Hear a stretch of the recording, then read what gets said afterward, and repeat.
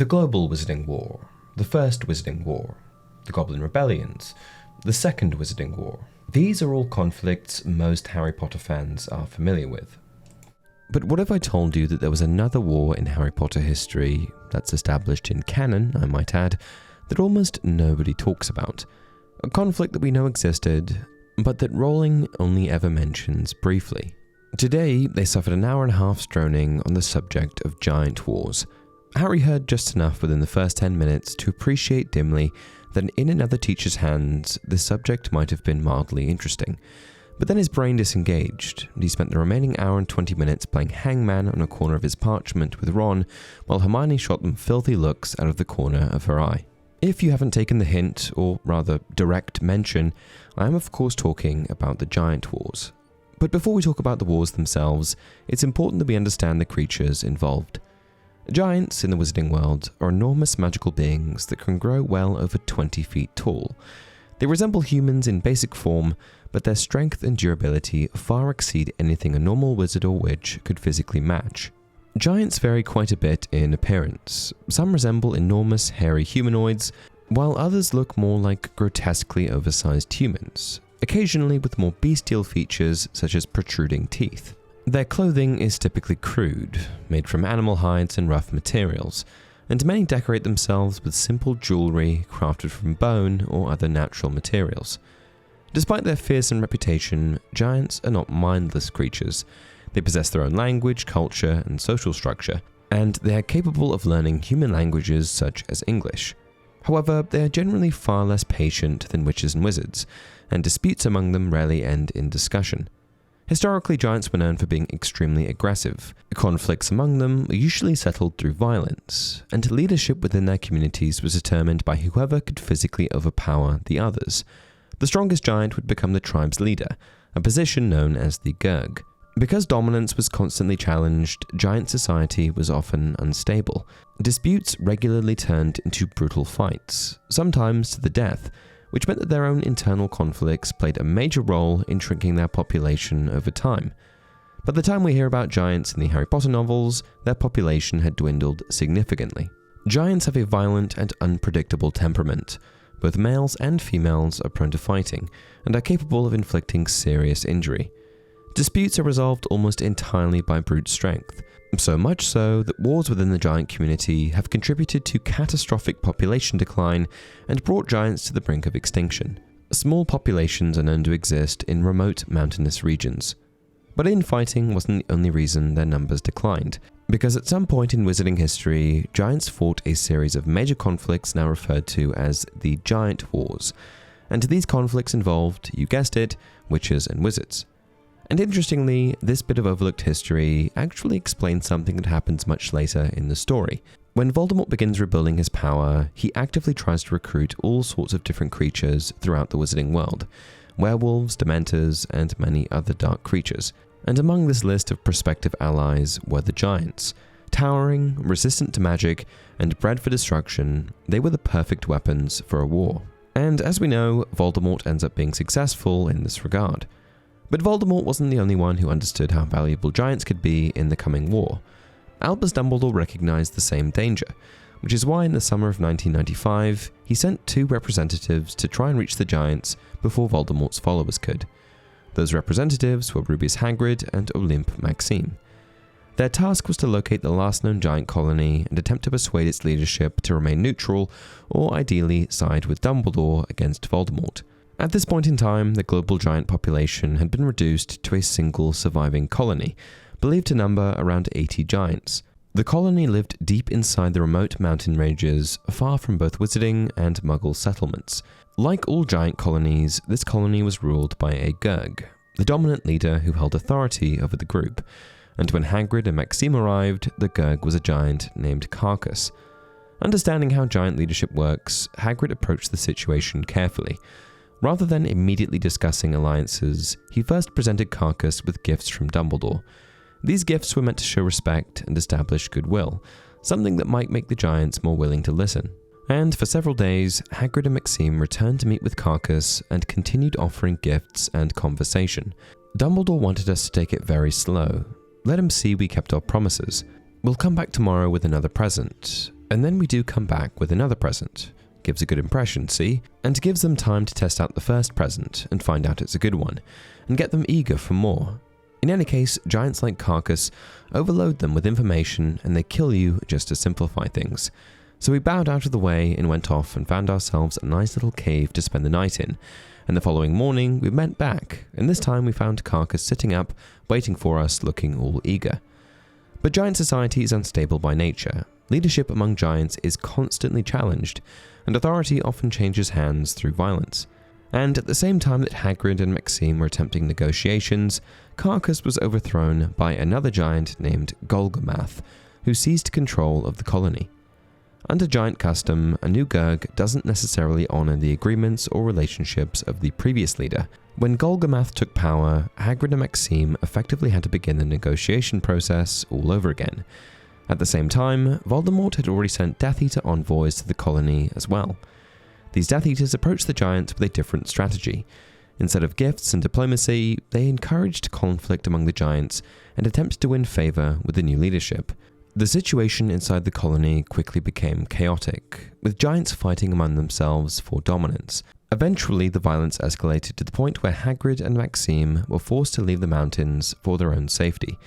And unfortunately, despite their best efforts, the majority of the giants ultimately aligned themselves with the Death Eaters. And I suspect that the giants' willingness to listen to Voldemort likely had deeper roots. For generations, they'd been hunted, driven out of their territories, and treated as dangerous creatures rather than as a society of their own. And much of that history can be traced back to the very conflicts we mentioned earlier, the Giant Wars. At some point in the past, relations between giants and the wizarding world deteriorated to such an extent that open warfare broke out between the two groups. While the exact details of these wars are never fully described, the outcome seems clear. Giants were gradually pushed out of much of the territory they once occupied and forced to retreat into remote mountain ranges far from human settlements.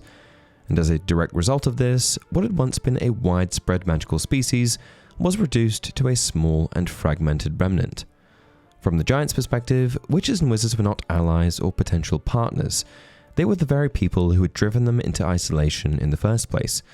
So when Voldemort's envoys arrived promising the chance to strike back at the wizarding world, it's not that surprising that so many giants were willing to listen. Giants wanted nothing to do with witches and wizards. They hated them, and interestingly, the feeling was often mutual. For centuries, giants had been viewed by the wizarding world not as a people with their own society, but as violent, uncontrollable creatures. Many witches and wizards feared them, distrusted them, and believed they were simply too dangerous to coexist. No exchange illustrates this tension better than a conversation between Albus Dumbledore and then Minister for Magic Cornelius Fudge. Extend them the hand of friendship now, before it's too late, or Voldemort will persuade them, as he did before, that he alone among wizards will give them their rights and their freedom. You cannot be serious. If the magical community got wind that I had approached the giants, people hate them, Dumbledore. End of my career. But now you might be wondering, when did all of this start? When did wizard kind and giant kind reach this critical point of no return? Unfortunately, this is where the historical records are frustratingly vague. We know the Giant Wars happened because Professor Binns lectures about them at length in History of Magic. There's also evidence in the clear divide that exists today between the two groups. But unfortunately, Rowling never actually gives us a timeline, a list of battles, or even a clear explanation of what triggered the conflict in the first place. Which means that if we want to understand the Giant Wars, we need to piece together the clues ourselves. Now, the first thing that's worth mentioning is that there wasn't just one giant war. Professor Binns explicitly mentions wars, plural. The existence of multiple ongoing conflicts would also make much more sense from a historical perspective. And I can't think of a stronger starting point for their initial war than the time period surrounding the introduction of the International Statute of Secrecy in 1692. During this time, the wizarding world was undergoing massive changes. Wizards were retreating into secrecy, governments were being reorganized, and magical communities were suddenly far more concerned about keeping dangerous magical creatures hidden from muggles. And as I'm sure you can imagine, giants aren't exactly discreet. Trying to maintain the secrecy of the wizarding world while 25-foot-tall humanoids roam the countryside is a bit of a tall order, no pun intended. Giants also don't seem like the type to take orders from a bunch of tiny wizards. Therefore, it's not hard to see how tensions might have escalated. Giants don't seem to be all too concerned with secrecy, and the First Wizarding War is the best example of this, as during that conflict, after siding with Voldemort, Giants were responsible for some of the war's worst atrocities against the Muggle community. Even today, it's believed that Giants will still kill Muggle mountaineers who strayed too close to their mountain colonies, with those deaths typically written off as tragic climbing accidents. Basically, they make their own rules. Therefore, if giant tribes were attacking Muggle settlements, or simply refusing to move away from areas inhabited by humans, wizarding authorities may have eventually decided that coexistence simply wasn't possible, and that could very well have been the spark that ignited some of the initial conflicts.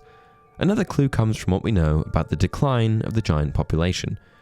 By the time the Hary Potter story begins, giants are already on the brink of extinction. Their numbers have been reduced to a single major colony, something that almost certainly didn't happen overnight. Population collapses on that scale usually require long periods of sustained conflict. This is just further evidence that the giant wars were likely not a single war at all, but a series of campaigns fought across multiple regions over several centuries. In other words, the giant wars may have looked less like a traditional war between two nations, and more like a prolonged effort by wizarding governments to remove giants from the wizarding world entirely. Interestingly, one of the most dramatic drops in their population actually occurred in very recent history. Like I mentioned earlier, giants sided with Voldemort during the First Wizarding War, committing some of the most brutal attacks on Muggles. And obviously this drew the attention of the Ministry, not just because they were committing brutal murders, but also because they were running the risk of exposing the wizarding world. And so the Ministry responded swiftly and violently. At this stage, the Ministry's best aurors were dispatched to hunt down giant tribes across Britain, with many giants being killed during these operations. Basically, the giants lost, and this forced the remaining giants to go into hiding. Ron even alludes to this when he explains what happened to the giants that once lived in Britain. There aren't any left in Britain now, though. What happened to them? Well, they were dying out anyway, and then loads got themselves killed by aurors. Ron's language is a bit concerning here. Got themselves killed. But what this suggests is that although giant wizard conflict may have been an ongoing issue for many centuries, it's very possible that most of the destructive conflicts between giants and wizards actually occurred in the modern era. This also means that when Hagrid went to plead for their assistance, he was speaking to the remnants of a species that had spent centuries at war with the wizarding world, and this absolutely makes their decision to side with Voldemort make a lot more sense. And that's it for today's video.